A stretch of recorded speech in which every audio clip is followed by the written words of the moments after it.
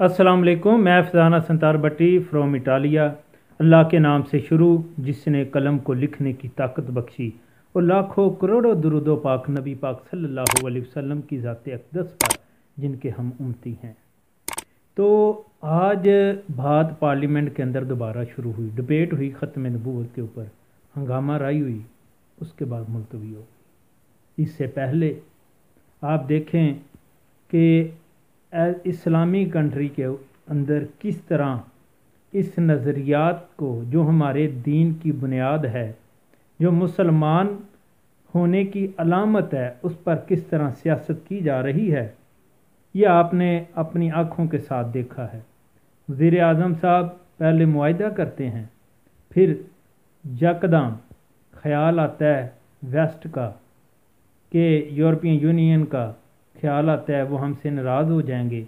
तो एक जो मुआहदे की मुद्दत थी उससे पहले जिससे मुआहदा किया होता है, यानी साद रिज़वी साहब को तरीक़े लब्बैक के जो हैं तरीक़े लब्बैक वालों के जो थे कारकुन, उनको और उनके जो है ना साद रिज़वी साहब को गिरफ़्तार कर लिया जाता है इस नज़रिए पर कि जी वो तैयारियाँ कर रही हैं। मैंने ये बड़ी अजीब सी बात है कि यही तरीक़े इंसाफ पहले ख़ुद धरनों जलाओ गिराओ की पैदावार थे।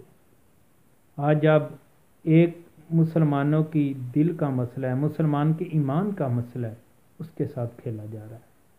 फिर मामलात बिगड़ते हैं, बिगड़ने के बाद मामलात जब शिद्दत इख्तियार कर जाते हैं, क्योंकि अहले सुन्नत जमात 75 से 80% पाकिस्तान के अंदर मौजूद है।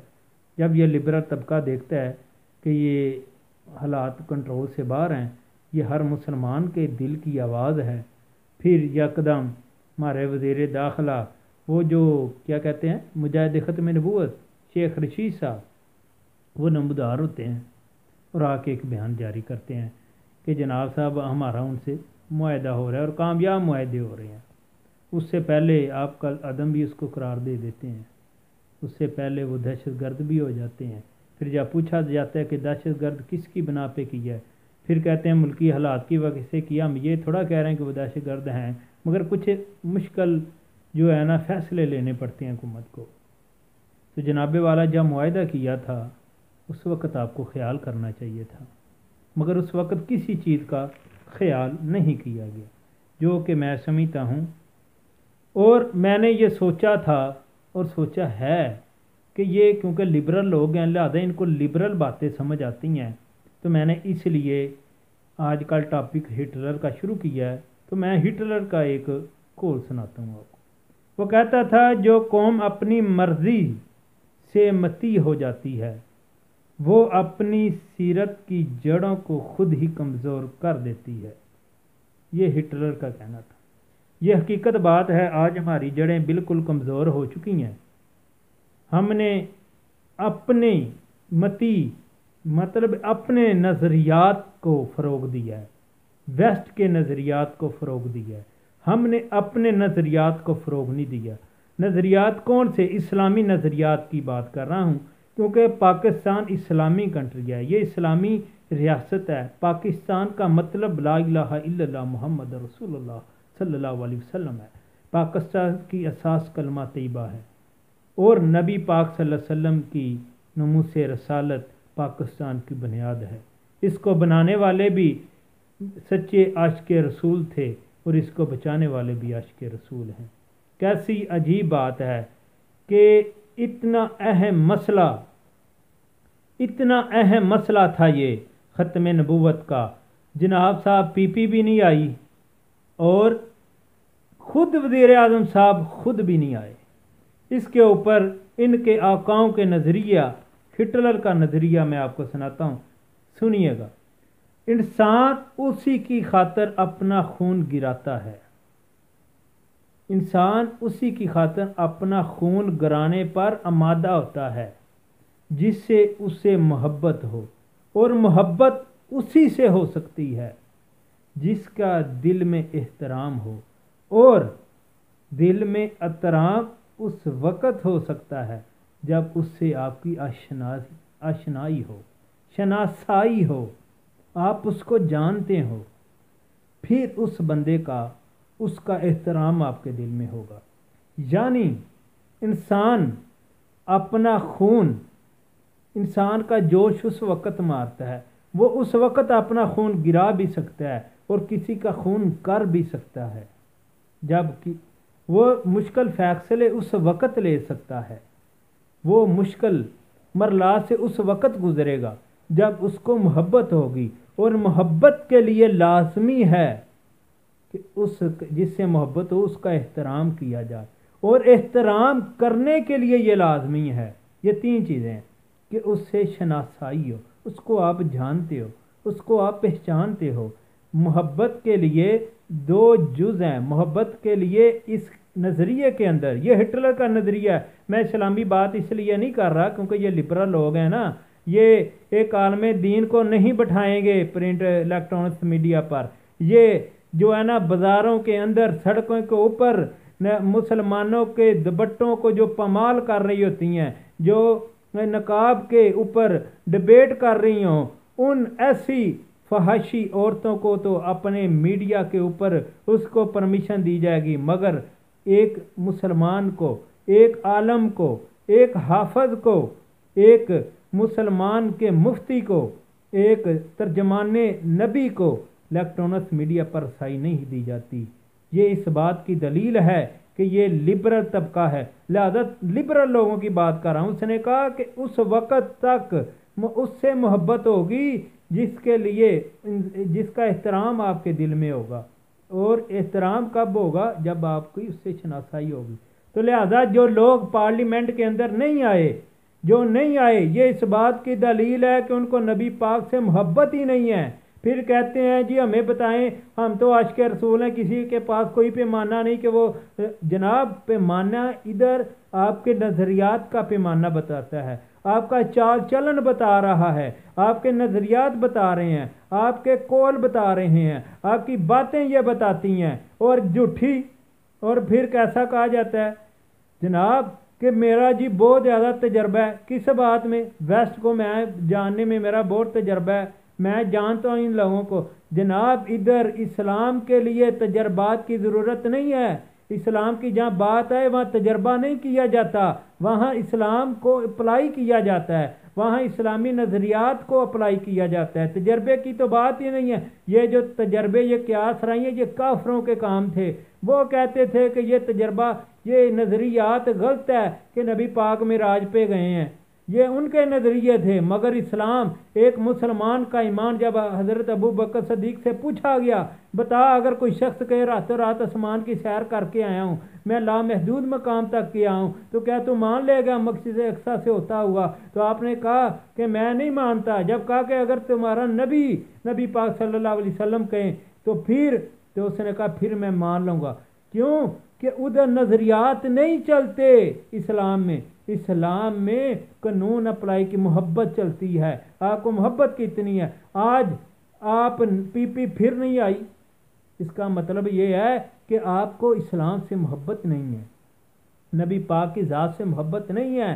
وزیر اعظم پارلیمنٹ کے باہر بیٹھے رہے ہیں، مگر پارلیمنٹ کے اندر آئے ہیں جب ڈبیٹ چلنے لگی ہے، جب یہ قانون لے کے آئے ہیں، جب یہ نظریات لے کے آئے، تھرڈ کلاس بندے کا نظریہ، مطلب تیسرے فریق نے پیش کیا، پارلیمنٹ کے کسی پارلیمنٹر نے یہ نظریہ پیش نہیں کیا، جیسے ختم نبوت کا اور سفیر کو نکالنے والا۔ اس کا مطلب یہ ہے کہ یہ لوگ صرف اپنے آقاؤں کو خوش کرتے ہیں، یہ صرف لفظی محبت ہے، دل سے احترام نہیں کرتے، یہ دل سے نبی پاک کا سے یہ شناسائی نہیں رکھتے۔ کہ اگر یہ کرتے تو یہ ہٹلر کا نظریہ آپ کو بتایا ہے کہ